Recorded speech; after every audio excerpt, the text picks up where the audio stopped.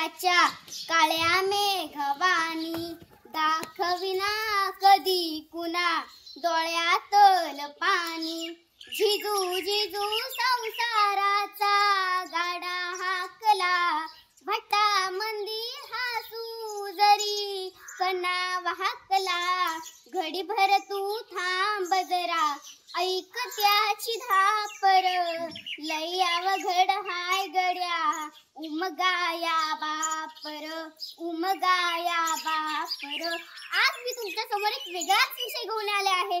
बाप वडील संत महात्म्यांनी देवदिकांनी अनेक लेखकांनी कवींनी आईचाच गोडवा गायला आहे। चांगल्या कामाला आईचीच उपमा दिली आहे। साने गुरुजींनी पण आईचीच महती सांगितली आहे। पण बापाविषयी वडिलांविषयी कोठेच फारसं बोललं जात नाही। कोणताही व्याख्याता आईविषयी जास्त बोलत राहतो।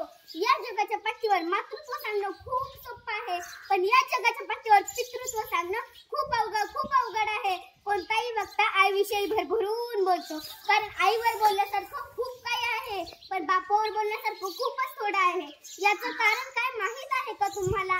आई पडद्यासमोर उभं राहून प्रेम करते, पण बाप खरा पडद्यामागचा कलाकार असतो।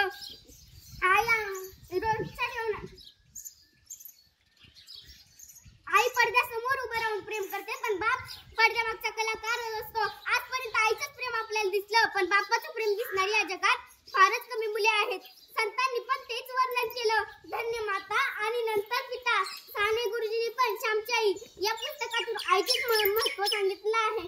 माँसाहेब जिजाऊंनी छत्रपती शिवरायांना घडवलं हे सूर्यप्रकाश इतकं सत्यच आहे, पण लेकरासाठी अविरत त्याग करणारा आणि कर्नाटक प्रांतात राहून दुश्मनाची चाकरी करत लेकरावर अविरत प्रेम करणारा बाप शहाजीराजे पण कोणीतरी सांगितलं पाहिजे।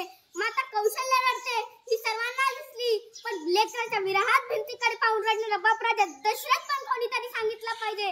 माझ्या बाळाला नेऊ नका असे म्हणणारी देवकी सर्वांना दिसली हो, पण ढगांच्या गडगडाटात बेफान पाऊस कधी नाकातोंडात पाणी जातंय तरी त्याचा वर करून जाणारा बाप हा वासुदेव आहे। हा बाप पण कोणाच्या तरी लक्षात आला पाहिजे। आई लक्षात आली हो, पण बाप लक्षात आले नाही। कितीतरी जणांनी बाप रेखाटला, पण तोही तापट व्यसनी मारझोड करणारा। समाजात 1 ते 2% बाप असे असतील, परंतु चांगल्या वडिलांबद्दल काय? बाप घराचा पाया असतो, आई घराचा कळस असते। आईकडे अश्रूंचे पाठ असतात, पण बापाकडे संयमाचे गाठ नसतात। आई रडून मोकळी होते, पण सांत्वन वडिलांनाच करावी लागते ना, आणि रडण्यापेक्षा सांत्वन करणाऱ्यांवरच जास्त ताण पडतो। ज्योतीपेक्षा समय जास्त तापते ना, पण श्रेय नेहमी ज्योतीलाच मिळत राहते। रोजच्या जेवणाची सोय करणारी आई आमच्या लक्षात राहिली हो, पण आयुष्याच्या शिबिराची सोय करणारा बाप आम्ही किती सहज विसरून गेलो। बाप म्हणजे काय आहे? बाप म्हणजे जगण्याचं माप आहे, पाठीवरची थाप आहे। कधी रागवला तरी त्याची माया अमाप आहे, तो म्हणजे बाप आहे। बाप म्हणजे ध्येयाकडे नेणारी शिडी आहे, संकटातून पार करणारी होडी आहे। जो कधी तिखट वागला तरी आयुष्यभराची गोडी आहे। बाप म्हणजे शिस्तबद्ध धाक आहे, जगणं आपोआप आहे।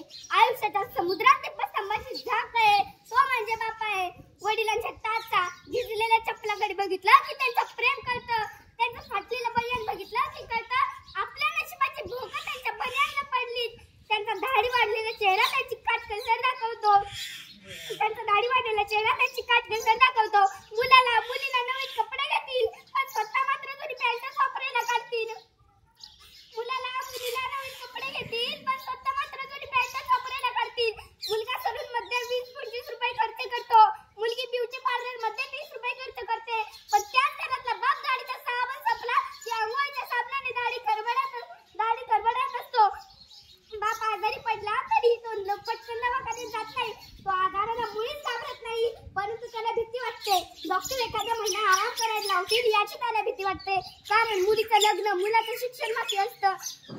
घरात उत्पन्नाचं दुसरं साधन नसतं, ऐकत नसताना मुलाला मेडिकलला इंजिनिअरिंगला प्रवेश मिळवून दिला जातो। ओढत ताण सहन करून त्या मुलाला दर महिन्याला पैसे पाठवले जातात।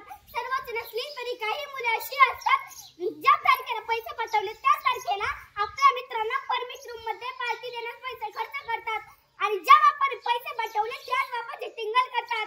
आपण एकमेकांच्या वडिलांच्या नावाने त्या एकमेकांना हाका मारतात। आई घराचं मांगल्य असते, बाप घराचं अस्तित्व असतो। जोपर्यंत घरात बाप आहे तोपर्यंत त्या घराकडे कोणीच वाकड्या नजरेने पाहू शकणार नाही।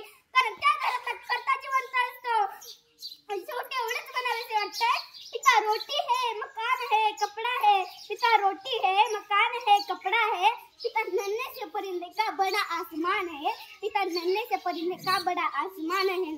पिता है तो घर में प्रतिपल राग है, पिता है तो माँ की चूड़ी बिंदी और सुहाग है, पिता है तो माँ की चूड़ी बिंदी और सुहाग है, पिता है तो बच्चों के सारे सपने हैं, पिता है तो बाजार के सारे खिलौने अपने हैं, बाजार के सारे खिलौने अपने। एवढे बोलून मी माझ्या भाषण थांबवते. जय हिंद, जय भारत, भारत माता की जय.